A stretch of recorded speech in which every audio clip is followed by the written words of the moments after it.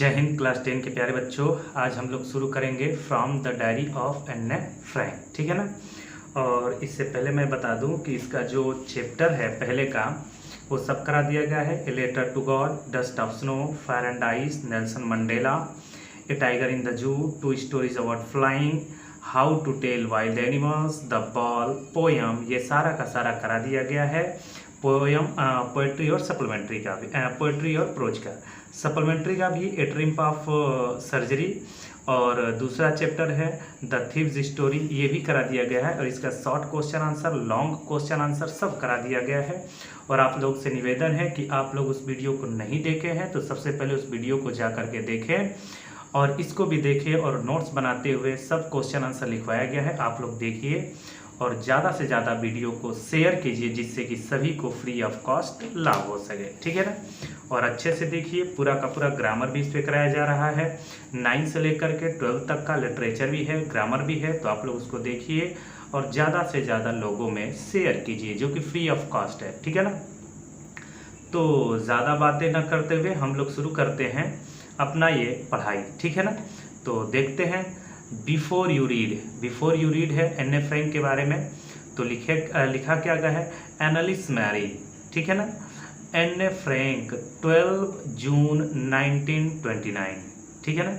मतलब Annelies Marie Anne Frank 12 June 1929, फरवरी और अभी दिया है मार्च 1944, या इनका जन्म हुआ था 12 जून 1929 में और डेथ कब हो गई थी तो फरवरी या मार्च में 1945 में। बहुत कम एज में इनकी मृत्यु हो गई थी, ठीक है ना। आगे पता चलेगा कैसे मृत्यु हो जाती है, ठीक है। वाज ए जर्मन, यह एक जर्मन लड़की थी, ठीक है ना। कैसी थी तो was a German. Born Jewish girl, Jewish का मतलब होता है यहूदी, यह एक यहूदी लड़की थी।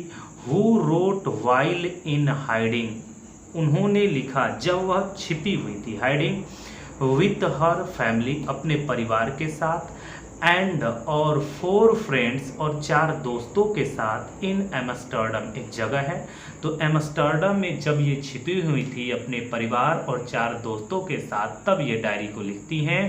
During the German occupation, occupation का मतलब होता है अधिकार कर लेना।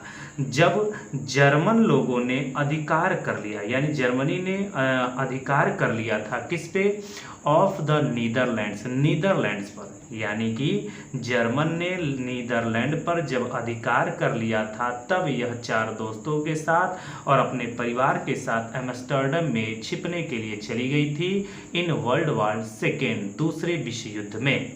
पूरा देख लेते हैं कि यह एक जर्मनी लड़की थी, वह जन्म से यहूदी थी और उन्होंने तब लिखना शुरू किया जब वह अपने परिवार के साथ और 4 दोस्तों के साथ एम्स्टर्डम में छिपी हुई थी और दूसरे विश्व युद्ध में जर्मनी ने नीदरलैंड पर अधिकार कर लिया था, ठीक है ना, तब ये छिपी हुई थी।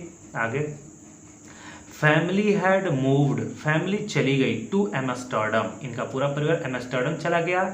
After the Nazis gained power, जब नाजीज लोग पावर में आ गए, ठीक है ना, यानी कि नाजियों की सत्ता आ गई, नाजियों ने जब पावर में आ गए तो ये एम्स्टर्डम चले गए। जर्मनी, ठीक है ना। आगे देखते हैं जर्मनी में जब नाजी लोग पावर में आ गए तब, बट वर ट्रैप्ड, लेकिन वहाँ भी उनको फंसा दिया गया, ट्रैप का मतलब फंसना। When the Nazis occupation extend into the Netherlands, और कहते क्या हैं कि जब नीदरलैंड पर अधिकार कर लेते, यानी कि वहाँ पर भी जाके वो फंस गए। जब नाजियों ने नीदरलैंड पर भी अधिकार कर लिया, वहाँ तो छिपने के लिए गए थे, वहाँ भी उन लोगों ने अधिकार कर लिया नाजी लोगों ने। As persecutions against it Jewish population increased. अब देखिए इसमें कहते क्या हैं, परक्यूशन का मतलब होता है अधिकार, अत्याचार, ठीक है ना। और यहूदियों पर नाजियों के अत्याचार बढ़ते रहे, यहूदियों पर, ये यहूदी थी तो यहूदियों पर नाजियों का अत्याचार बढ़ते रहे, ठीक है ना। आगे देखते हैं उसके बाद क्या है, अगेंस्ट द जेविश पॉपुलेशन ठीक है ना। यहाँ पर the family went into hiding, उनका परिवार छुपने के लिए चला गया इन जुलाई 1944। उनका परिवार 1942 में छिपने के लिए चला जाता है। इन हिडन रूम्स, एक गुप्त रूम में, इन हर फादर ओटो फ्रैंक्स, उनके पिता ओटो फ्रैंक्स ऑफिस बिल्डिंग में काम करते थे। ऑफिस बिल्डिंग में वो सब चले गए छिपने के लिए। कहाँ पर? ओटो फ्रैंक्स ऑफिस बिल्डिंग में। आफ्टर 2 ईयर्स, 2 साल के बाद, इन हाइडिंग, छिपने के, यानी छिपने के 2 साल के बाद, यानी 2 साल छिपे रहने के बाद, ठीक है ना, 2 साल छिपे रहे वहीं पर, द ग्रुप वाज बिट्रेड, इस ग्रुप को पकड़वा दिया गया, ठीक है ना, बिट्रेड पकड़वा दिया गया, एंड ट्रांसपोर्टेड, और भेज दिया गया to the concentration camp system, और इन्हें कॉन्सेंट्रेशन कैंप सिस्टम में भेज दिया गया। यानी कि 2 साल छिपे रहने के बाद ग्रुप को पकड़वा दिया गया और कॉन्सेंट्रेशन कैंप का मतलब होता है एकाग्रता, जहाँ एकाग्र हो वहाँ पर भेज दिया गया, ट्रांसपोर्ट कर दिया गया, ठीक है ना। वेयर एन्ने डाइड, जहाँ पर एन्ने की मृत्यु हो जाती है, ऑफ टाइपस इन बर्जन, ठीक है ना, Bergen Belsen with in days of her sister Margaret Frank, her father Otto the only survivor of the group. यानी कि वहाँ पर, यानी कि जहाँ पर उनको कैंप में रखा गया था, कंसंट्रेशन कैंप में, वहाँ पर उनकी बहन मार्गरेट फ्रैंक के कुछ दिनों बाद बर्गेन बेल्स में, जगह का नाम है, एन्ने की टाइफाइड के मृत्यु हो जाती है, एन्ने से मृत्यु हो जाती है। उनका पिता आटो, जो केवल वही एकलौता उस ग्रुप के सरवाइव करने वाले थे, ठीक है ना, वही देखरेख करने वाले थे। कहने का मतलब ये है कि उनको कैंपस में भेज दिया गया, है ना, कंसंट्रेशन कैंप में भेज दिया गया, जहाँ पर उनकी बहन का नाम क्या था, मार्गरेट फ्रैंक के कुछ दिनों बाद बर्गेन बल्सन में एन्ने फ्रैंक की, यानी कि एन्ने की टाइफाइड से मृत्यु हो गई और उनके पिताजी एकलौते उस ग्रुप के सर्वाइवर थे, ग्रुप के सहारा थे। रिटर्न टू द एम्स्टर्डम, वो एम्स्टर्डम लौट आए। वो आफ्टर द वार एंडेड, जब युद्ध खत्म हो गया तो वो एम्स्टर्डम चले आए, वहीं पर सब लोग की मृत्यु हो गई। टू फाइंड, और उन्होंने खोजा, दैट हर डायरी, उनको मिलती है एक डायरी, हैड बीन सेव्ड, जो बचा करके सेव रखी गई थी डायरी, उनको एक डायरी मिलती है और उसमें क्या होता है, कन्वाइंस्ड, और स्वीकार किया जाता है, that it was the unique record, ये स्वीकार करते इसमें अद्भुत रिकॉर्ड करके रखे गए हैं, बहुत अच्छे अच्छे चीज लिखे गए हैं। He took action to have it published, उन्होंने पब्लिश करने का एक्शन लिया, यानी कि निर्णय लिया कि इसको पब्लिश कराया जाए इन इंग्लिश में, under the name the diary of a young girl, the diary of a young girl के नाम से इस डायरी को इंग्लिश में प्रकाशित कराया गया, ठीक है। आगे, द डायरी वाज गिवेन, यह डायरी दी गई थी टू एन्ने फ्रैंक को, फ्रॉम हर 13 बर्थडे, 13वें बर्थडे पर, यानी कि जो डायरी है एन्ने फ्रैंक को 13वें बर्थडे पर दी गई थी। एंड क्रॉनिकल्स का मतलब होता है क्रम से, द इवेंट्स का मतलब घटनाएं, ऑफ हर लाइफ, और अपने जीवन की क्रम से घटनाएं, फ्रॉम 12 जून 1942, यानी कि 12 जून 1942 से लेकर के until its final entry of 1 अगस्त 1944, यानी 12 जून 1942 से लेकर के 1 अगस्त 1944 तक की क्रम से घटनाएं उसमें लिखी गई थी, रिकॉर्ड की गई थी, ठीक है ना, उस डायरी में। बेहतर समझ में आ रहा होगा। It was eventually transformed from its original Dutch, ये किस भाषा में थी, तो ये डायरी डच भाषा में थी, इनटू मेनी लैंग्वेजेज, और इसे ट्रांसफॉर्म किया गया, यानी रूपांतरित किया गया बहुत सारे भाषाओं में, and became one of the world's most widely read book, और दुनिया की सर्वाधिक पढ़ी जाने वाली ये किताब बन गई, ठीक है ना। डच भाषा में लिखा गया था और बहुत सारे भाषाओं में इसको ट्रांसलेट करके प्रकाशित किया गया, तो ये दुनिया की सबसे ज़्यादा पढ़ी जाने वाली किताब बन गई। There have also been served film, और इस पे बहुत सारे बहुत सारे फिल्म बनाए गए, टेलीविज़न बनाए गए, एंड थिएट्रिकल प्रोडक्शन, थिएट्रिकल मतलब नाटकीय प्रोडक्शन भी किया गया, and even on an opera, और ओपेरा भी लिखा गया, ओपेरा भी किया गया इस पे, बेस्ड ऑन द डायरी, इस डायरी पर, इस डायरी के बेस पर, ठीक है ना, इस डायरी के बेस पर, यानी कि डायरी पर आधारित कुछ फिल्में, टेलीविज़न, नाटकीय निर्माण और एक ओपेरा भी बन चुका है, ओपेरा बन चुका है, ठीक है ना। आगे देखते हैं। डिस्क्राइब्ड, एक मिनट, हाँ, described as the work of a nature and insightful mind, the diary provides an intimate examination of diary life under Nazi occupation, यानी कि एक परिपक्व और अंतर्दृष्टि वाले दिमाग के काम के रूप में वर्णित यह डायरी नाजी सत्ता में रोजमर्रा के जीवन का करीब से निरीक्षण करती है, यानी कि बहुत नज़दीक से नाजीज लोगों के बारे में ये बताया गया है इस डायरी में। एन्ने Frank has become one of the most renowned, एन्ने फ्रैंक, एक मिनट, हाँ, एन्ने फ्रैंक, ठीक है ना। रिनाउंड का मतलब होता है प्रसिद्ध। आगे देखते हैं कहाँ गया, एक मिनट, हाँ, एन्ने Frank has become one of the most renowned, ये एन्ने फ्रैंक प्रसिद्ध लोगों में से एक प्रसिद्ध बन जाती हैं, and discussed of the Holocaust victims, ठीक है ना। और कहने का मतलब है कि होलोकास्ट विक्टिम, एन्ने फ्रैंक होलोकास्ट की सबसे अधिक जानी मानी और चर्चित शिकार बन चुकी हैं, ठीक है ना। यहाँ तक आप लोगों को क्लियर हो गया होगा। आगे नेक्स्ट पेज पर देखते हैं। एक्टिविटी दिया गया होगा, तो एक्टिविटी को पढ़ने की कोई ज़रूरत नहीं है, वहाँ से कुछ आता नहीं है। एक्टिविटी में कुछ कठिन शब्दों को लिखा गया होगा और कुछ नहीं है, ठीक है ना। मेन स्टोरी यहाँ से शुरू होगा। लिखा क्या है, writing in a diary is a really strange experience, यानी कि डायरी लिखना वास्तव में एक विचित्र अनुभव है, एक्सपीरियंस है, ठीक है ना।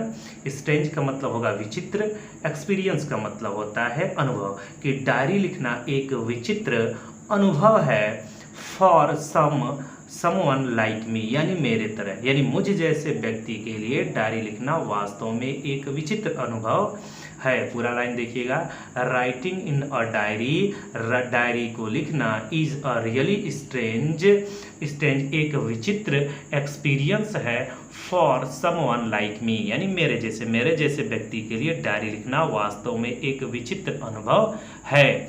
नॉट ओनली, ठीक है ना, न केवल इसलिए because I have never written anything before, ठीक है ना। न केवल इसलिए कि मैंने कभी कुछ लिखा नहीं है, ऐसी बात नहीं है।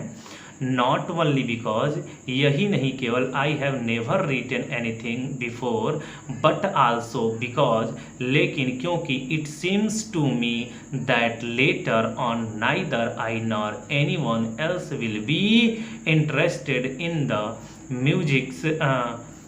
Interesting musics of a 13-year-old school girl. पूरा का अर्थ देखते हैं, लिखा क्या गया है। लिखा ये था कि न केवल इसलिए कि मैं पहले कभी कुछ लिखा नहीं था, लेकिन इसलिए भी क्योंकि मुझे प्रतीत होता था कि मैं न तो स्वयं, मैं खुद, और न ही कोई और व्यक्ति 13 वर्ष की स्कूल लड़की के बातों पर विचार करेगा, कोई रुचि रखेगा, ठीक है ना। स्कूल गर्ल है, यानी कि मुझे भी भरोसा नहीं था, और अन्य लोग जो लोग भी पढ़ेंगे तो उन लोग को भी भरोसा नहीं है कि 13 साल की लड़की, स्कूल वाली गर्ल क्या लिखेगी, ऐसा करके ये सोच रही थी, ठीक है।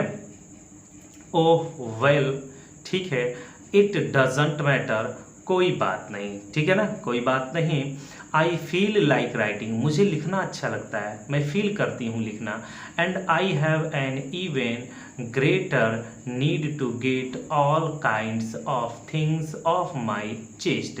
और सबसे बड़ी बात यह है कि मुझे लिखना चाहती हूँ और मुझे इससे भी अधिक वास्तविकता अपने हृदय से सभी चीज़ बाहर निकालने की है। सबसे बड़ी बात यह है कि मेरे हृदय में जो कुछ भी है उसको पेपर के सहारे यानी डायरी के सहारे मैं सारी चीज़ को अपने बाहर निकाल देना चाहती हूँ। ठीक है ना। आगे बहुत बड़ी बात लिखती हैं यहाँ पर कि paper has more patience than people. ठीक है ना। यानी कि कागज में मनुष्य से अधिक सहनशीलता होती है, patience. Paper has more patience than people, यानी कागज में मनुष्य से अधिक सहनशीलता होती है। आई थॉट, मैंने सोचा, of this saying on one of those days when I was feeling a little depressed and was sitting at home with my chin in my hands, bored and listless, wondering whether to stay in or go out। एक एक शब्द देखते हैं। लिखा ये गया है, एक मिनट, कहाँ से था? Paper has more patience. I thought, मैं विचार करती हूँ, ऑफ दिस सेइंग, इस बात पर, on of one of those days, उन दिनों, when I was feeling a little depress, मुझे जब थोड़ा सा भी डिस्प्रेस यानी बेचैन हो जाती थी, चिंता हो जाती थी, and was sitting at home, और घर पर बैठा रहा करती थी, विथ माई चीन इन माई हैंड्स, और अपनी ठुड्डी पर अपने हाथों को टिका करके, यानी अपने हाथों से ठुड्डी को टिका करके बोर हो जाती थी, एंड लिस्टलेस मतलब बेचैन हो जाती थी, वॉन्डरिंग और विचार करती थी कि वेदर टू स्टे, कहाँ पर मैं रहूं, इन घर में, और आउट गो आउट या बाहर चली जाऊं। कहने का मतलब पूरा का पूरा अर्थ इस तरह देखिए कि मैं इस कथन के बारे में उन दिनों सोचा जबकि मैं थोड़ी सी उदास अनुभव कर रही थी और अपने हाथों में अपनी ठोड़ी को पकड़े घर बैठी हुई थी और उदास, शक्तिहीन, और यह सोचती थी कि क्या मुझे घर में रहना चाहिए या बाहर चले जाना चाहिए, ये परेशान होकर के सोचा करती थी। आई फाइनली स्टेड, मैं अंततः ठहर गई, वेयर आई वाज, जहाँ मैं थी, प्रोबेबलिंग, संभवतः। ठीक है, नेक्स्ट देखते हैं। यहाँ हो गया था यस के यहाँ से, तो देखेंगे yes, paper does have more patience. हाँ, वास्तव में पेपर के पास अधिक सहनशीलता होती ही है। कहने का मतलब ये होगा कि हाँ, कागज में तो अधिक सहनशीलता होती ही है। ठीक है ना। आगे, and since I am not planning to let anyone else read this stiff back मतलब जिल्द वाली, black back notebook, grandly refer to as a diary का मतलब जो डायरी होता है, वो कहती है कि कागज में वास्तव में अधिक सहनशीलता होती है, क्योंकि मेरी योजना है, मेरा प्लान है कि मैं प्रत्येक व्यक्ति मेरे इस सख्त जिल्द वाली कॉपी, जिसे लोग सनसेट डायरी कहते हैं। ठीक है ना। यहाँ देखिए, स्टीफ बैक का मतलब होगा सख्त जिल्द, notebook grandly refer to as a diary, जिसे लोग सनसेट डायरी कहते हैं, सख्त जिल्द वाली, यानी कि प्रत्येक व्यक्ति मेरी इस सख्त जिल्द वाली कॉपी, जिसे लोग सनसेट डायरी कहते हैं, उसे क्या करे, unless I should ईवर find a real friend, जब तक कि मुझे एक वास्तविक मित्र नहीं मिल जाता, it probably want make a bit of difference का मतलब होता है अंतर लाना। वो तब तक उस डायरी को लोग पढ़ें तब तक कि मेरा वास्तविक मित्र नहीं मिलता, और इससे शायद कोई अंतर नहीं पड़ेगा। यहाँ तक क्लियर हो गया है। ठीक है ना। आगे देखते हैं। I am back to the point, मैं वापस उस महत्वपूर्ण बात पर आती हूँ, that promised me to keep a diary, जो मुझे वादा करती यानी प्रेरणा दी डायरी रखने की। ठीक है ना। आई एम, फिर से देखते हैं। Now I am back to the point, मैं वापस उस पॉइंट पर आती हूँ, दैट प्रोम्पटेड का मतलब होता है प्रेरणा देना, पीछे हो गई थी। ठीक ना, प्रोमिस हम पढ़ दिए थे, तो प्रोम्पटेड है जिसने मुझे प्रेरणा दी, मीन्स मुझे to keep a diary, diary रखने का इन द फर्स्ट प्लेस, पहले, ठीक है ना। मैं फिर से उस महत्वपूर्ण बात पर आती हूँ जिसने मुझे सर्वप्रथम एक डायरी रखने की प्रेरणा दी, ठीक है, एक डायरी रखने की प्रेरणा दी, ठीक है। आगे देखते हैं। I don't have a friend, मेरा कोई मित्र नहीं है। I don't have a friend, मेरा कोई मित्र नहीं है। लेट मी पुट, मुझे रखने दो, इट मोर क्लियरली, क्लियरली का मतलब होता है स्पष्ट रूप से, मैं और स्पष्ट से कह दूं, यानी कि मैं इन बातों को और स्पष्ट से कह दूं। Since no one will believe, और कोई विश्वास नहीं करेगा, that a 13 year old girl, की यह 13 वर्षीय लड़की इज कम्प्लीटली, पूर्ण रूप से एलोन, अकेली है, पूर्ण रूप से अकेली, यानी कि मैं स्पष्ट रूप से ये बात कह दूं कि कोई भी इस बात पर विश्वास नहीं करेगा कि 13 वर्षीय लड़की संसार में बिल्कुल अकेली है, ठीक है ना, कोई विश्वास नहीं करे in the world. And I am not, और मैं हूँ भी नहीं, कहती ये है कि कोई विश्वास भी नहीं करेगा और मैं हूँ भी नहीं, ठीक है ना, मैं हूँ भी नहीं। आगे कौन कौन है इसके परिवार में। आई हैव लविंग पेरेंट्स, मेरे प्रिय माता पिता हैं। एंड 16 ईयर ओल्ड सिस्टर, और 16 वर्षीय बहन है, ठीक है ना, मेरे 16 वर्षीय बहन भी है। और कौन कौन है। And there are about 30 people, और 30 पीपुल, लगभग 30 ऐसे व्यक्ति हैं, 30 पीपुल, 30 ऐसे व्यक्ति हैं, आई कैन कॉल फ्रेंड, जिनको मैं अपना दोस्त कह सकती हूँ, ठीक है ना। मेरे प्रिय माता पिता हैं, 16 वर्षीय बहन है, और लगभग 30 ऐसे व्यक्ति हैं जिन्हें मैं मित्र कह सकती हूँ, ठीक है ना। आगे कह सकती हूँ। आई हैव अ फैमिली, मेरा एक परिवार है। लविंग आंट्स, प्रिय चाचियाँ हैं। एंड अ गुड होम, और एक अच्छा खासा घर है, ठीक है ना, प्रिय चाचियाँ भी है और अच्छा खासा एक घर भी है। नो वन द सरफेस, ऊपर से देखा जाए, सतह से देखा जाए तो कोई नहीं है मेरा। आई सीम टू हैव एनीथिंग, है ना, मुझे मेरे पास कुछ दिखाई नहीं देता है अगर ऊपर से देखा जाए तो, ठीक है ना। ऊपर से तो लगता है कि मेरे पास कुछ भी नहीं है, एक्सेप्ट का मतलब होता है के सिवाय, ठीक है ना। माई वन टू फ्रेंड, मेरे सच्चे मित्र के सिवा कोई नहीं है ना, सिवाय एक सच्चे मित्र का मेरा कोई नहीं है, ये ठीक है ना।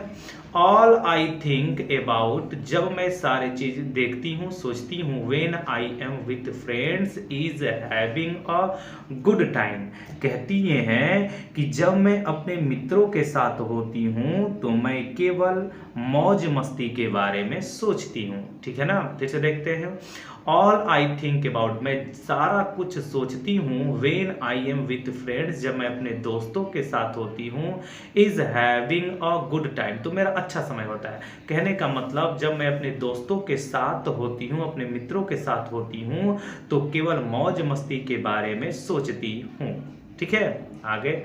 आई can not bring my self to talk about anything but ordinary everyday things, ठीक है ना। वो कहती हैं कि मैं, ऑर्डिनरी का मतलब होता है साधारण, मैं साधारण प्रतिदिन की बातों के अतिरिक्त किसी और बात के बारे में नहीं सोच सकती, ठीक है ना। वो कहती क्या है, फिर से देख लेते हैं। फिर से देखते हैं यहाँ पे, यहाँ से accept only friend.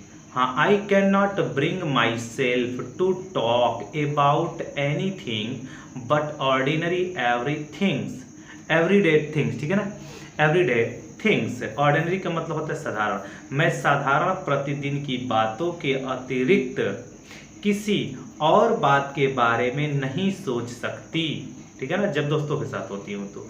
We do not seem to be able to get any closer का मतलब होता है नज़दीक, ठीक है ना, बहुत नज़दीक होना। हम और नज़दीक आते हुए, यानी कि आते प्रतीत नहीं होते हैं। फिर से देखते हैं। वी डू नॉट सीम, हम प्रतीत नहीं होते हैं, to be able to get any closer, और ज़्यादा आते, नज़दीक आते प्रतीत नहीं होते हैं, यानी कि हम और नज़दीक आते प्रतीत नहीं होते हैं, ठीक है ना। एंड दैट्स द प्रॉब्लम, यही समस्या है, यही एक समस्या है, यानी कि हम और नज़दीक आते प्रतीत नहीं होते हैं और यही एक समस्या है। मे बी, हो सकता है, इट इज़ माई फॉल्ट, हो सकता है मेरे में ही गलती हो सकता है कि यह मेरी दोष हो कि मैं किसी के नज़दीक नहीं हो पाती, मेरा कोई सच्चा मित्र नहीं है। That we don't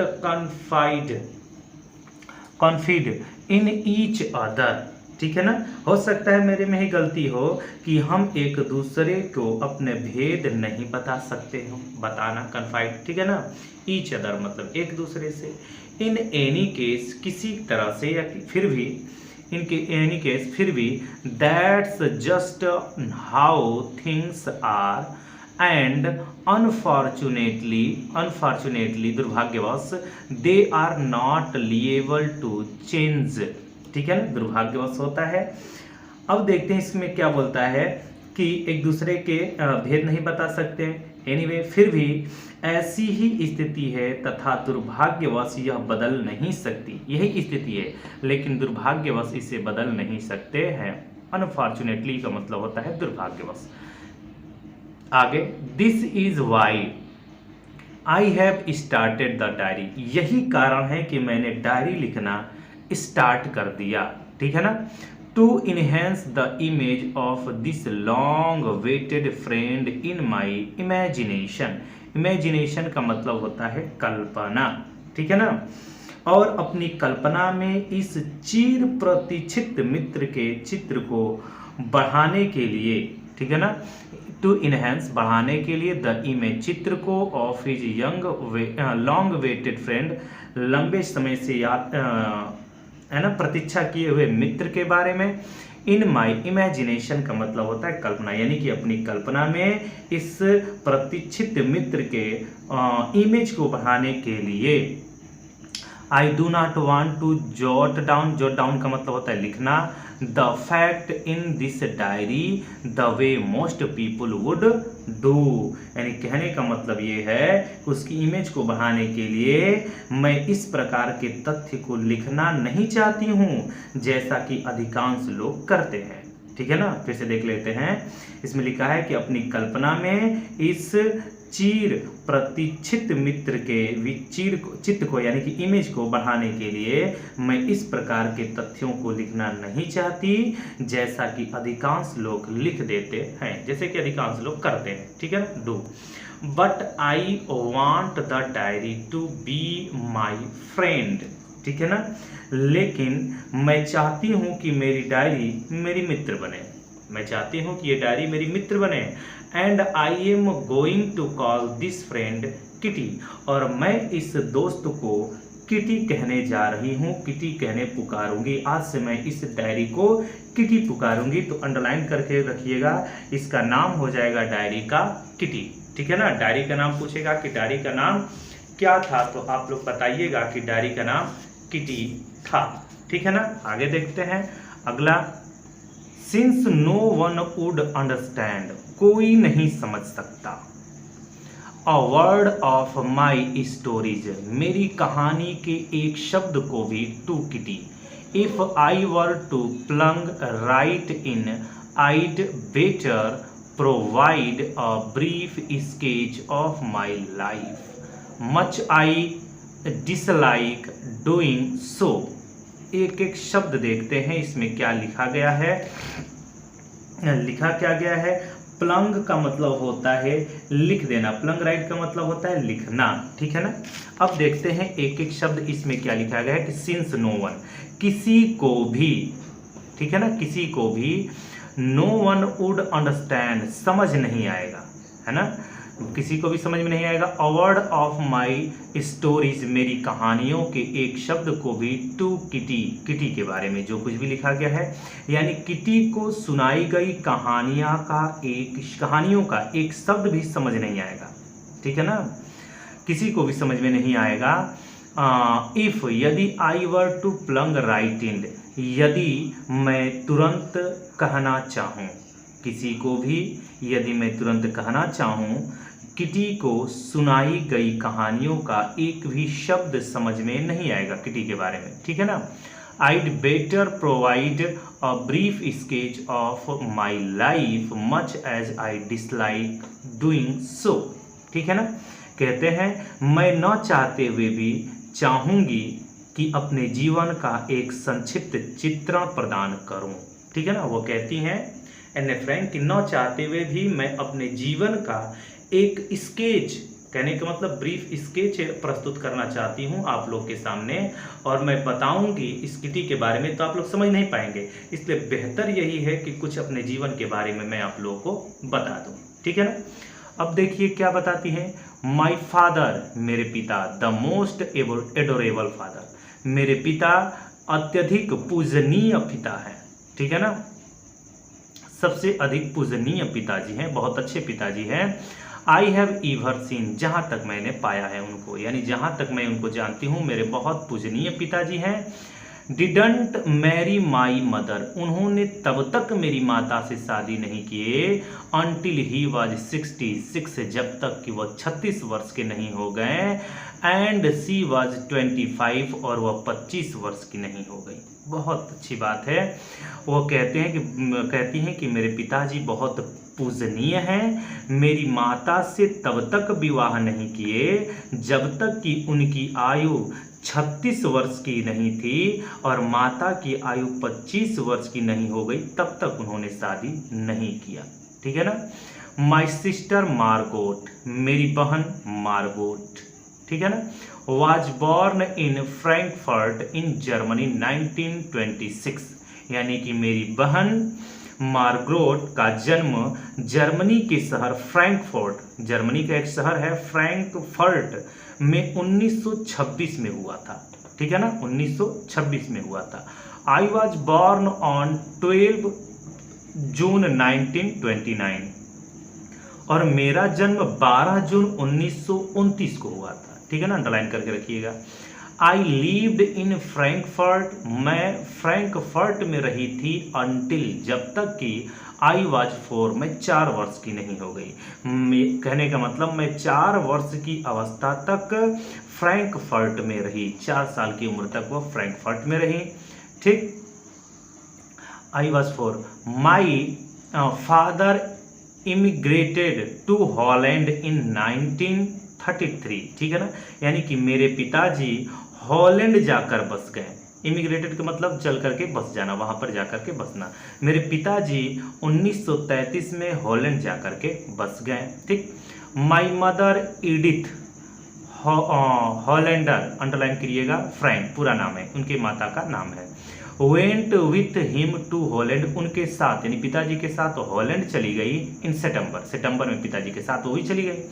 while Margot and I, यानी कि उनकी बहन और मैं, यानी कि मार्गोट और मैं, were sent to arcane, arcane भेज दिए गए, to stay with our grand mother, दादी माँ के साथ रहने के लिए, जबकि मार्गोट और मैं अपनी दादी माँ के साथ रहने के लिए आंचन चली गई, जगह का नाम है आंचन चली गई, ठीक है ना। आगे देखते हैं, चली गई। मार्गोट वेंट टू हॉलैंड इन दिसंबर, और दिसंबर में मार्गोट भी हॉलैंड चली गई मम्मी पापा के यहाँ।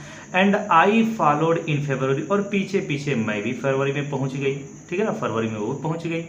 वेन आई वॉज प्लंक्ड डाउन का मतलब होता है रख देना, है ना, जब मुझे रख दिया गया on the table as a birthday present for Margot, कहने के मार्गोट के लिए, ठीक है ना, और जब मुझे मार्गोट के लिए जन्मदिन के उपहार के रूप में मेज पर रख दिया गया, ठीक है ना, छोटी बच्ची के इसको ले जाकर के एक प्रेजेंट के रूप में, एक उपहार के रूप में उसकी बहन के लिए ले जाकर के रख देते हैं, ठीक है ना। I started right away at the Montessori nursery school, Montessori nursery school में जाती है, मैंने तुरंत मॉन्टेसरी नर्सरी स्कूल में पढ़ाई आरंभ कर दी, स्टार्ट कर दी।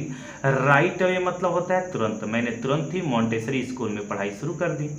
आई स्टेड, मैं वहाँ ठहरी, देयर, वहाँ पे, अनटिल आई वाज 6, कहने का मतलब मैं वहाँ 6 वर्ष की आयु तक रही, 6 वर्ष की आयु तक रही वहाँ पर।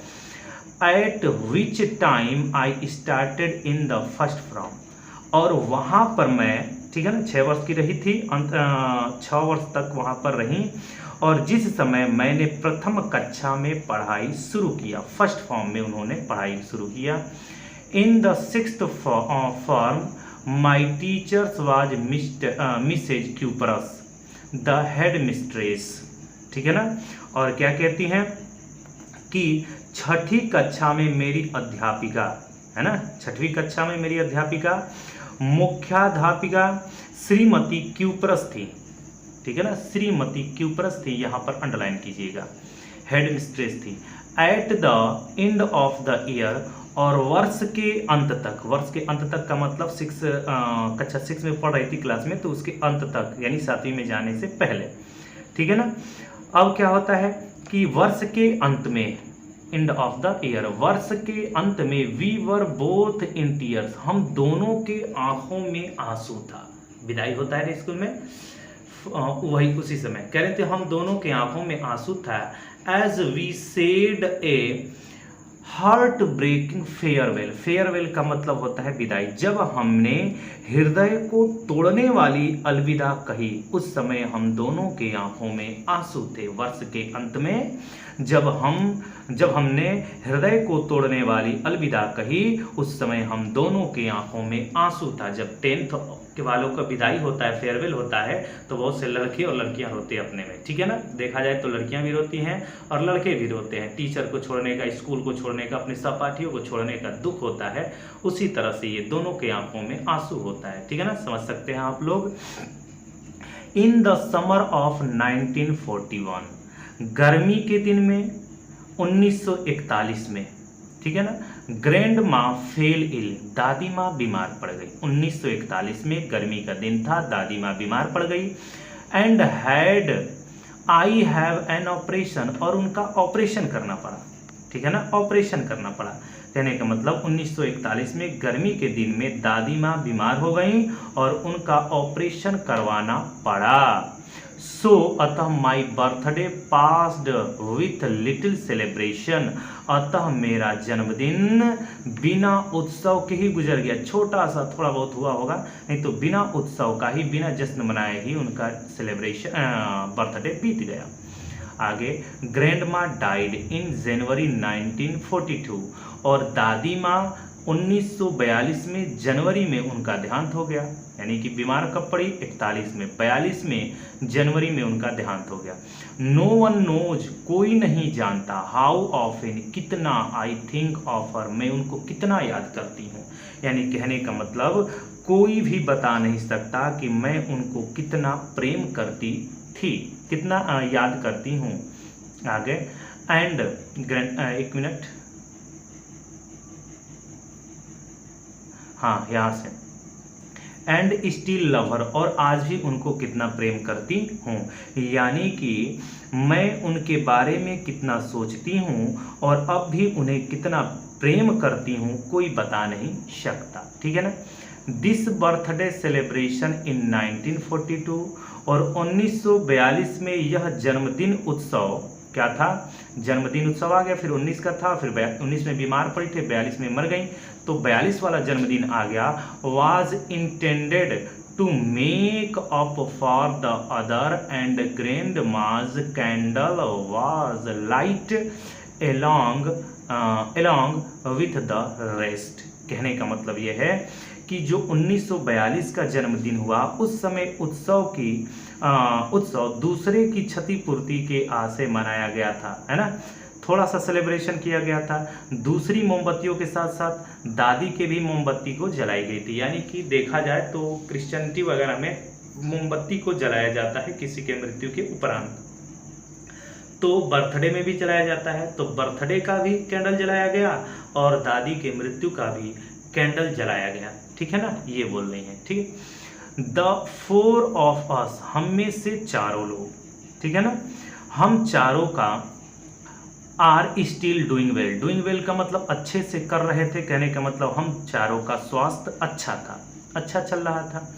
And that brings me to the parents present, ठीक है ना, यहाँ से to the present date of 12 June 1942।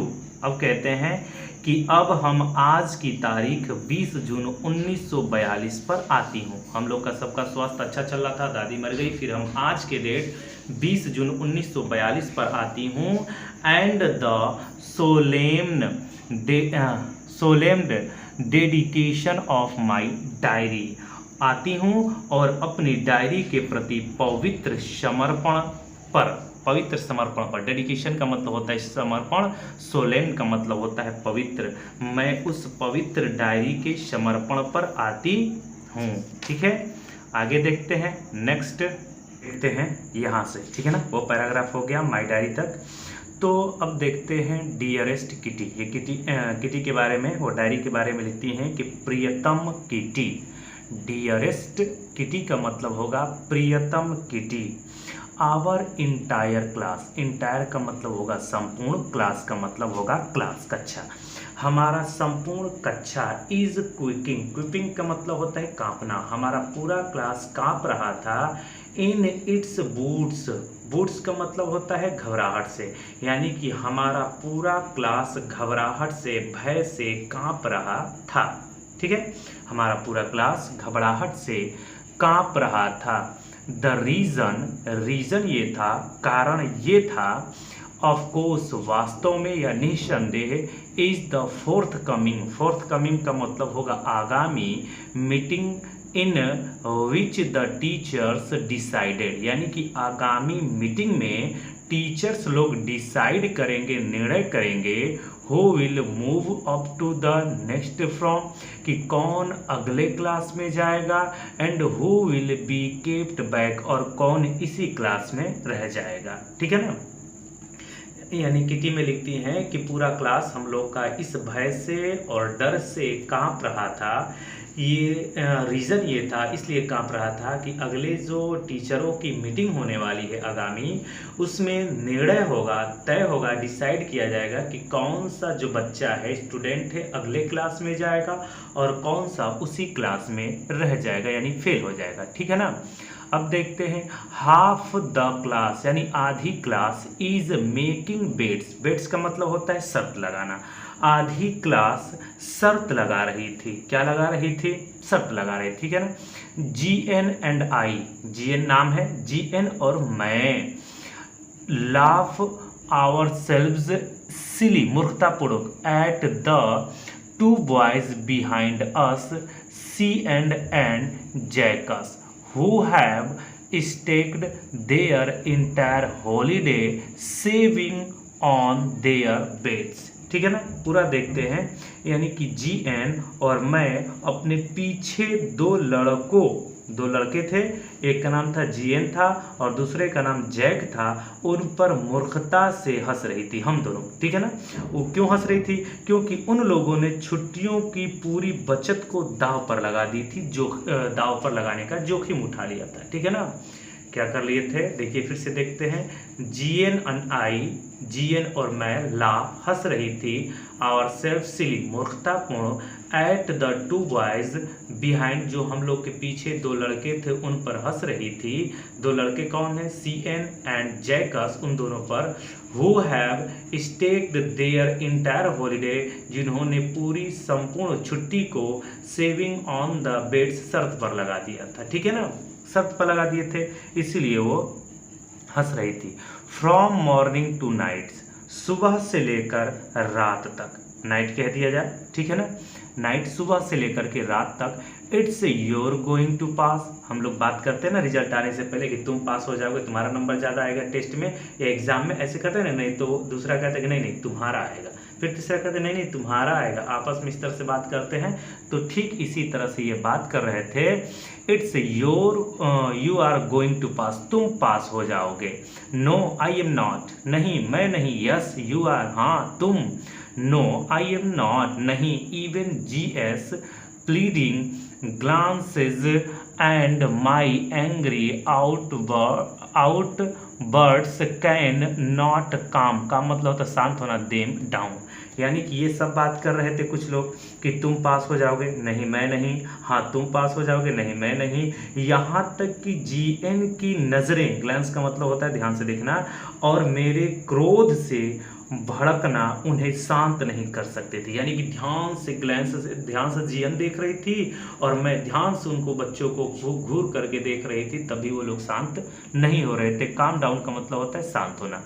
If you ask me, यदि तुम मुझसे पूछो, ठीक है ना, यदि तुम मुझसे पूछो, there are so many dummies, ठीक है ना, तो बहुत सारे मूर्ख विद्यार्थी हैं। यदि तुम मुझसे पूछो तो बहुत सारे मूर्ख विद्यार्थी हैं। That about a quarter of the class should be kept back, यानी बहुत ऐसे लड़के हैं जो पिछले ही क्लास में रह जाएंगे, केप्ट रह जाएंगे। But teachers are the most, underline कीजिएगा यहाँ से, but teachers are the most unpredictable creature on earth, लेकिन अध्यापक पृथ्वी पर ऐसा प्राणी है जिसके बारे में अनुमान नहीं लगाया जा सकता है। इसका मतलब ये है, ठीक है ना, लेकिन पृथ्वी पर अध्यापक एक ऐसा प्राणी है जिसके बारे में कोई अनुमान नहीं लगा सकता है। यहाँ तक क्लियर हो गया होगा। अगला पैराग्राफ हम लोग देखेंगे, लिखा क्या है, आई एम नॉट सो वरीड, मैं चिंतित नहीं थी, about my girlfriends and my self, my self मतलब स्वयं और गर्लफ्रेंड्स का मतलब होगी सहेली। ये कहती है, एन्ने कहती हैं कि मैं स्वयं और अपनी सहेली को इतनी चिंतित नहीं थी, यानी कि अपने बारे में और सहेली को लेकर के मैं इतनी ज़्यादा चिंतित नहीं थी, ठीक है ना, ज़्यादा चिंतित नहीं थी। Well we shall make it, हम क्या हो जाएंगे, पास हो जाएंगे, हम लोग सफल हो जाएंगे। वी शैल मेक इट, हम लोग सफल हो जाएंगे, ठीक है ना। द ओनली सब्जेक्ट, केवल एक विषय है, आई am not sure about is math, केवल एक विषय गणित के बारे में मैं निश्चित नहीं हूँ, ठीक है ना। वो कहती हैं केवल एक सब्जेक्ट है जो गणित, उसके बारे में मैं निश्चित नहीं हूँ। एनीवे, फिर भी all we can do is wait, हम लोग केवल प्रतीक्षा ही कर सकते हैं, ठीक है, फिर भी जो कुछ भी होगा देखा जाएगा, हम केवल प्रतीक्षा ही कर सकते हैं और कुछ नहीं कर सकते, ठीक है ना। अनटिल देन, तब तक, ठीक है ना, we keep telling each other not to lose heart, lose heart का मतलब आपा खोना, ठीक है ना, यानी अपने आप को ना खोना, अपने आप की हिम्मत को ना खोना, ठीक है ना। तब तक एक दूसरे को साहस न छोड़ने को हम लोग कह रहे थे, ठीक है ना, हिम्मत मत हारो, ये सब हम लोग कह रहे थे, ठीक है ना, तब तक यही हम लोग कह रहे थे। आगे telling each other not to lose heart, ठीक है ना। I get along pretty well with all my teachers, कहती क्या है कि मेरे अपने सभी अध्यापकों के साथ अच्छी बनती थी। प्रेटी का मतलब होगा अच्छा, ठीक है ना, फिर से देखते हैं। आई get along pretty well, बहुत अच्छा बनता था, विथ ऑल माई टीचर्स, मेरे सभी टीचरों के साथ अच्छे से बनती थी, अच्छे से घुल मिल गई थी। There are 9 of them, 9 teacher थे, 7 मेन, 7 पुरुष थे, एंड 2 वुमेन, और 2 महिलाएं थी, ठीक है ना। वे संख्या में कितने थे, वे 7 पुरुष थे और महिलाएं 2 थीं, ठीक है ना, इतना याद रखिएगा। मिस्टर किसिंग, उसमें से एक का नाम था मिस्टर किसिंग, अंडरलाइन कीजिएगा। द ओल्ड फॉरे, फॉरे का मतलब होता है पुराने ख्यालात के वो थे।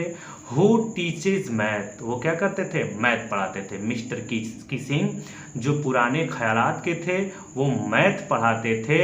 Was annoyed with me for edges because I talked so much, ठीक है ना।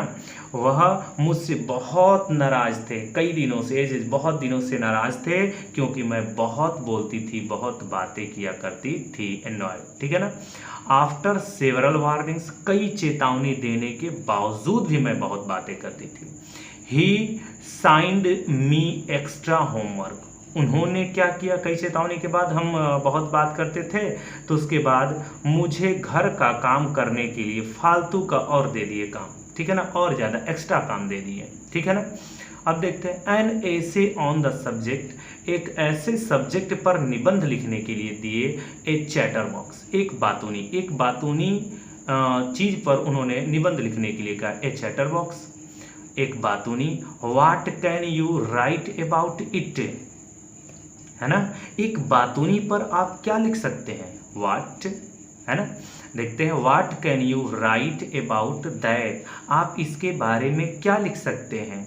आइड वरी अबाउट दैट लेटर, मैं इसके बारे में बाद में कहा गया I'd worried about that letter, letter का मतलब होता है बाद में, ठीक है ना। और उसने फैसला लिया, वो डिसाइड करती है कि मैं इसके बारे में बाद में सोचूंगी कि क्या लिखा जाए क्या नहीं लिखा जाए। आई डिसाइडेड, मैंने निर्णय किया, मैंने निर्णय किया, है ना, यानी कि एन्ने फ्रैंक निर्णय करती है कि इस बात पर मैं बाद में चिंता करूंगी, टेंशन करूंगी कि क्या लिखना है। आई जोटेड डाउन, जोटेड डाउन का मतलब होता है लिखना, मैंने लिखा the title in my notebook, notebook में मैंने इस टाइटल को लिखा। Tucked it in my bag, और बैग में लिया, टक का मतलब होता है घुसेड़ना, और बैग में रख दिया। And tried to keep quiet, और शांत रहने का प्रयत्न किया। कहती हैं कि मैंने इस निबंध के टाइटल को मैंने लिखा, अपने कॉपी पर लिखा और कॉपी को बस्ते में रख दिया और चुप रहने का ट्राई की, ठीक है ना, ट्राई करती हैं चुप रहने की, ठीक है।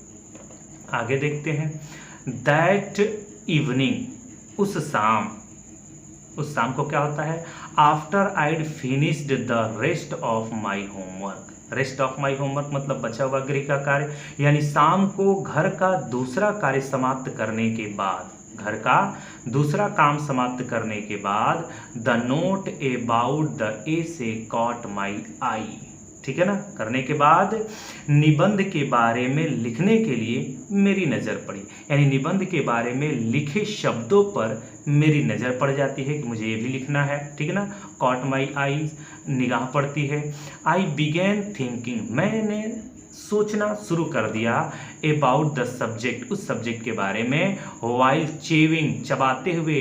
द टिप का मतलब ऊपरी हिस्सा, नीब को, tip of my fountain pen, ये तर्क। अब देखिए, जैसे हम लोग सोचते हैं कुछ ना, थिंकिंग करते हैं, तो बहुत से लोगों का आदत होता है कि पेन का जो ऊपरी भाग होता है उसको मुंह में दबा लेते हैं, ठीक है ना, चबाते रहते हैं। उसी तरह से ये लड़की करती है कि अपने पेन की नोक को चबाते हुए मैंने इस विषय के बारे में सोचना शुरू कर दिया, ठीक है ना, वो शुरू कर देती है।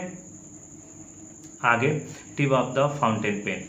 Anyone could ramble on and leave big space between the two words. अब देखिए, जैसे दो शब्द लिखते हैं हम लोग, इसी में दो शब्द है, तो कुछ लोग होते हैं कि इसमें बहुत ज़्यादा खाली जगह छोड़ देते हैं। यहाँ पर जैसे द वर्ड लिखा है ना, द वर्ड्स, तो इन दोनों के बीच में खूब ज़्यादा जगह छोड़ देते हैं। वही शब्द कह रहा है कि वही शब्द बताता है कि कोई भी शब्दों के बीच में अधिक स्थान छोड़कर लिख सकता था, यानी कि ज़्यादा जगह छोड़ करके, बहुत से लोग होते हैं कि ज़्यादा जगह छोड़ करके लिख देते हैं और कॉपी भर जाती है। But the tricky was to come, एक मिनट, but the tricky was to come up with convincing arguments to prove the necessity of talking. बहुत बड़ी बात लिखा है, और वो कहता है कि लेकिन चालाकी तो इस बात में थी कि बोलने की आवश्यकता को विश्वास दिलाने वाले तर्क से प्रमाणित करना था, यानी कि बोलने की ज़्यादा नहीं है,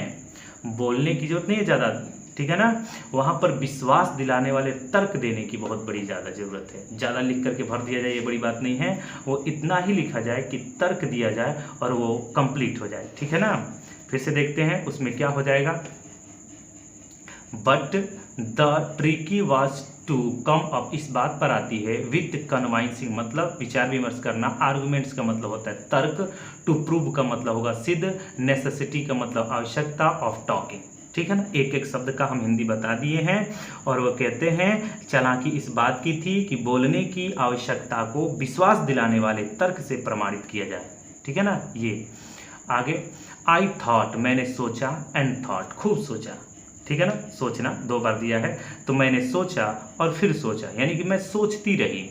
एंड सडनली, और अचानक, आई हैड एन आइडिया, मुझे एक तर्क आता है, मुझे एक विचार आता है। मैं सोचती रही और अचानक मुझे एक विचार आता है, ठीक है ना, मुझे एक विचार आ जाता है, ठीक, वो कौन सा विचार है। आई रोट द 3 पेजेज, मैंने 3 पेजेज लिखा, 3 पृष्ठ लिखी थी उन्होंने। Mister Keesing and assigned me and was satisfied. ठीक है ना, यानी कि मैं श्रीमती किसिंग द्वारा कहे गए 3 पृष्ठ लिख दिए और संतुष्ट हो गई। यानी 3 पेज लिख करके वो लड़की संतुष्ट हो जाती है कि चलो इतना तो हो गया, काम खत्म। ठीक है ना, 3 पेज में हो जाएगा, सेटिस्फाइड। आई आर्गूड, मैंने तर्क दिया that talking is a students trail. ठीक है ना, वो तर्क ये देती हैं कि बात करना स्टूडेंट का गुण है। ठीक है ना, वो कहती है, वो तर्क क्या देती हैं 3 पेज लिख करके कि मैंने तर्क दिया कि बोलना तो विद्यार्थी का एक विशेष गुण है, ये तर्क देती हैं। ठीक है ना, 3 पेज लिख करके। आगे आई आर्गूड, मैंने तर्क दिया that talking is a students trait, विद्यार्थियों का बात करना विशेष गुण है, ये तर्क देती हैं। आगे एंड दैट और I would do my best to keep it under control. ठीक है ना, और इसे मैं अपने नियंत्रण में रखूंगी, मैं इसे जितना संभव होगा मैं इसे अपने कंट्रोल में रखूंगी। ठीक है ना, यहाँ तक ये पूरा हो गया है। आगे देखते हैं, 1-2 लाइन इसमें का है, फिर उसके बाद कुछ ही समय का और है, उसके बाद खत्म हो जाएगा। ठीक है ना, आप लोग का बस निवेदन ये है कि वीडियो को शेयर कीजिए और पूरा वॉच कीजिए। ठीक है ना, आगे देखते हैं नेक्स्ट। आगे, but that I would never be able to cure my self of habit. Cure का मतलब होता है इलाज। ठीक है ना, लेकिन अपनी इस आदत को पूर्णतः मैं नहीं छोड़ पाऊंगी। वो बोलती हैं I would never be able to cure my self of the habits, मैं इस हैबिट का पूर्ण रूप से इलाज नहीं कर पाऊंगी, यानी कि मैं इसको पूर्ण रूप से नहीं छोड़ पाऊंगी। Since my mother talked as much as I did if not more, कहती ये तर्क ये देती हैं कि मैं इसे पूर्ण रूप से नहीं छोड़ पाऊंगी, यदि अधिक नहीं तो कम से कम मेरी माँ भी इतनी बोलती थी। वो तर्क देती हैं कि मेरी माँ भी इतनी ही बोलती थी, इसलिए मैं इतना बोल रही हूँ और इसे मैं पूरा नहीं छोड़ सकती। And that there not much you can do about inherited trades. Inherited का मतलब होता है विरासत और ट्रेड्स का मतलब होता है गुण, और बोलती हैं कि आप विरासत में मिले गुण के बारे में अधिक कुछ नहीं कह सकते। ठीक है ना, तर्क देती है कि मैं इतनी बातें कर रही हूँ क्योंकि मेरी माँ भी बहुत ज़्यादा बातें करती थी और उनका जो गुण है मेरे अंदर आया है। ठीक है ना, तो ये विरासत में मिली हुई गुण है, इसलिए मैं इस गुण को नहीं त्याग सकती, पूर्ण रूप से नहीं छोड़ सकती। ठीक है ना, ये तर्क देती है। ठीक है, आगे देखते हैं। Mister Keesing had a good laugh at my arguments. Arguments का मतलब होता है तर्क, और श्रीमान किसिंग मेरे तर्क पर बहुत हंसे। गुड लाफ का मतलब होता है बहुत ज़्यादा हंसे। But when I proceeded to talk my way through the next lesson. ठीक है ना, अगले पार्ट में, नेक्स्ट लेसन का मतलब होता है अगले पार्ट में फिर बोलने लगी। ठीक है ना, फिर मैं अगले पार्ट में बोलने लगी, तब क्या करते हैं lesson, he assigned me a second essay, तो फिर वो मुझे दूसरा एसे लिखने के लिए दे देते हैं। फिर वो दूसरे क्लास में बोलने लगी दूसरे दिन, तो फिर वो दूसरा लेसन दे देते हैं लिखने के। दिस टाइम, इस बार, it was supposed to be on an incorrigible chatterbox बॉक्स। वो दूसरा देते हैं इनकॉरेजिबल चैटर बॉक्स, यानी जिसे सुधारा ना जा सके। एक ऐसी बातूनी लड़की जिसे सुधारा ना जा सके, इस बार उस पर वो निबंध लिखने के लिए मुझे दिए थे। आई हैंडेड इट इन, ठीक है ना, मैंने यह भी लिख कर दे दिया, हैंड इट कर दिया। And Mister Keesing had nothing to complain about for 2 whole lesson. ठीक है ना, और श्रीमान किसिंग जो उनका नाम है, अगले 2 पूरे पाठों तक शिकायत नहीं की। अगले 2 पाठों तक कोई शिकायत नहीं करते हैं, साइन करके यानी बना करके लेसन दे देती है, लिख करके दे देती है। ठीक है ना, कंप्लेन नहीं करते हैं। हाउएवर, फिर भी during the 3rd lesson he'd finally had enough Anne Frank. ठीक है ना, Anne Frank as punishment for talking in class write an essay entitled. फिर वो दे देते हैं पनिशमेंट करने के लिए, दूसरी बार तो नहीं बोलते हैं, सुधर जाती है, 2 दिन तक कुछ नहीं बोलते हैं, है ना, 2 पूरे पाठों तक कोई शिकायत नहीं किए। लेकिन तीसरे पाठ के दौरान काफ़ी हो चुका था, यानी काफ़ी ज़्यादा बात हो गई, तो कक्षा में बोलने के लिए दंड के रूप में फिर से एक लेसन देते हैं। वो कौन सा लेसन है? Quick quick quick. ये 3 ऐसे हैं, तीनों का एक ही नाम है, quick quick quick. Said mistress chatterbox, ठीक है ना, मिस्ट्रेस चैटरबॉक्स, यानी कि मिस्ट्रेस चैटरबॉक्स ने कहा इस विषय पर निबंध लिखो। क्विक क्विक क्विक का मतलब होता है, ठीक है ना। आगे देखते हैं अब इसके बाद क्या लिखा गया है। अब कुछ ज़्यादा नहीं है, यही लास्ट पैराग्राफ हो सकता है, ठीक है ना, यही होगा, थोड़ा लंबा करके आएगा, तो आप लोग धैर्य बनाए रखिए और देखते रहिए, ठीक है ना। आगे कहाँ से आगे कहाँ तक? The class road. रोड का मतलब क्या होता है? दहाड़ना। दहाड़ना का मतलब बहुत ज़्यादा शोर। क्लास में बहुत ज़्यादा शोर हो रहा था, कक्षा में शोर हुआ बहुत ज़्यादा। I had to laugh too, मैं भी हंस पड़ी, ठीक है ना, क्लास में सब लोग हंस रहे थे, मैं भी हंस पड़ी। Through I had nearly exhausted my ingenuity on the topic of chatterbox, ठीक है, मैं भी हंस पड़ी। अब ऐसी हंसना पड़ा, क्यों? क्योंकि बातूनी विषय पर लिखने का मेरा कौशल समाप्त हो चुका था। कौशल जो लिखने का तरीका होता है, इंजेन्यूटी का मतलब होता है कौशलता, एग्जॉस्टेड का मतलब होता है समाप्त होना, यानी कि जो उस पर लिखने की मेरी कौशलता था वो भी समाप्त हो गया था। It was time to come up, यह समय आ गया था विथ समथिंग एल्स, कुछ अलग करने का, ठीक है ना। अब समय हो गया था कि कुछ अलग किया जाए, यानी कि विषय पर लिखने का, यानी कुछ विषय पर लिखने का समय आ गया था, ठीक है ना। फिर से देख लेते हैं, लिखा क्या है? It was time to come with up something else, something original, ठीक है ना, यानी कि अब समय आ गया था कि किसी और विषय पर लिखने का, किसी मौलिक विषय पर लिखने का वो समय आ गया था, ठीक है ना। आगे देखते हैं, माई फ्रेंड सैन, अंडरलाइन कीजिएगा, उनकी सहेली यानी मेरी सहेली सैनी, SANNE, सैनी दिया है, Saini, who good at poetry, जो पोएट्री में बहुत अच्छी थी, पोएट्री का मतलब कविता लिखने में बहुत अच्छी थी, वो क्या करती है? ऑफर्ड टू हेल्प मी, वो मेरी मदद करने के लिए बोली। Write the essay from beginning to end, शुरू से लेकर के अंत तक, यानी कि मेरी सहेली सैनी ने इस निबंध को शुरू से अंत तक पोएट्री में लिखने के लिए सहायता करने के लिए बोली कि मैं तुम्हारी सहायता कर दूंगी, ठीक है ना। बिगिनिंग टू, वर्स मतलब होता है कविता या पद में लिखने का। आगे हेल्प मी राइट, हाँ verse, and I jumped for joy, और जब मैं इतना सुनी तो खुशी के मारे उछल पड़ी, क्योंकि उसकी सहेली मदद करने के लिए आ गई ना, तो उसके लिए वह खुशी के मारे उछल पड़ी। Mister Keesing was trying to play a joke, Mister Keesing मजाक उड़ाना चाहते थे, मजाक करना, ठीक है ना। मिस्टर किसिंग मजाक उड़ाना चाहते थे। एक मिनट, ठीक है, यहाँ से देख रहे थे कहा हम लोग, Mister Keesing was trying to play a joke on me with this ridiculous, मतलब होता है हास्यास्पद, सब्जेक्ट का मतलब होता है विषय, ठीक है ना, यानी कि श्रीमान किसिंग हास्यास्पद विषय पर मेरे साथ मजाक करने का प्रयत्न कर रहे थे। हास्यास्पद कोई बात हुई होगी, उस पर वो मजाक करने का प्रयत्न कर रहे थे। But I'd make sure the joke was on him, ठीक है ना, लेकिन मैंने यह सुनिश्चित किया कि मजाक उनके साथ हो, मेरे साथ मजाक करना चाहते थे, लेकिन मैंने निश्चय कर लिया कि उन्हीं टीचर के साथ मजाक हो जाए, ठीक है। आई फिनिश्ड माई पोएम, मैंने अपना कविता समाप्त कर लिया, मैंने अपना कविता समाप्त कर ली। एंड इट वाज ब्यूटीफुल, और यह कैसा था? बहुत सुंदर थी कविता। It was about a mother, यह एक मदर डक के बारे में थी, डक के बारे में, बतख के बारे में थी, मदर बतख के बारे में थी। एंड अ फादर स्वान, और एक पिता हंस के बारे में था। विथ 3 बेबी, जिसके 3 बच्चे थे।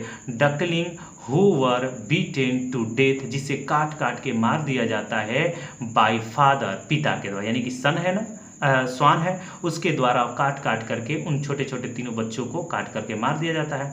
बिकॉज क्योंकि दे क्वेक्ड टू मच, क्योंकि वो ज़्यादा क्वेक क्वेक कर रहे थे, यानी कि ज़्यादा चिल्ला रहे थे, इसलिए वो स्वान उन लोगों को काट काट के मार देता है। Luckily mister Keesing took the joke the right way, ठीक है ना, और सौभाग्य से श्रीमान किसिंग ने मजाक को पकड़ लिया, ठीक है ना, जोक को राइट वे पकड़ लेते हैं। आगे ही रीड द, उसके बाद अगले ही रीड द पोयम अगला आएगा इसमें, ठीक है ना। तो आगे देखते हैं, नेक्स्ट आएगा he read the poem to the class, ठीक है ना, he read the poem to the class, यानी कि वो कविता को क्या करते हैं, क्लास में पढ़ते हैं, उन्हीं के ऊपर मजाक हो जाता है, ठीक। और सौभाग्य से मिस्टर किसिंग मजाक तुरंत पकड़ लेते हैं और क्या किया जाता है, ये जो कविता होती है कक्षा में सुनाई गई।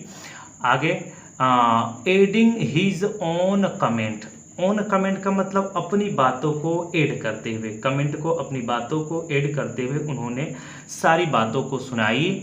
And to several other classes as well, और अन्य कक्षाओं में भी वो सुनाए, यानी दूसरी कक्षाओं में भी वो कविता को सुनाए। Since then I have been allowed to talk and haven't been assigned any extra homework. एक एक शब्द देखते हैं। देन सिंस, तब से, then I have been allowed, मुझे अलाउ हो गया टू टॉक, बात करने का, अब उन्हें क्लास में बात करने का अलाउ हो जाता है, अनुमति मिल जाती है। And haven't been assigned any extra homework, और अन्य कोई होमवर्क नहीं दिया गया।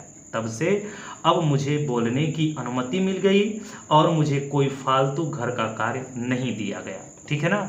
ऑन द कंट्ररी, इसके विपरीत mister Keesing's always making jokes these days, और इसके विपरीत मिस्टर किसिंग आजकल सदैव मजाक करते रहते हैं, ठीक है ना।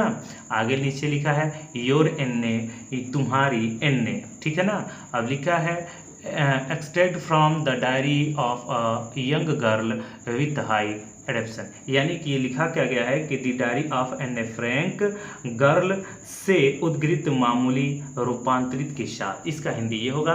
और यहाँ तक आप लोगों का ये पूरा कंप्लीट हो गया है और इसके बाद आप लोग का लॉन्ग और शॉर्ट क्वेश्चन मिल जाएगा। आप लोग से निवेदन है कि आगे इसको शेयर कीजिए और पूरा पढ़िए। Thanks for watching.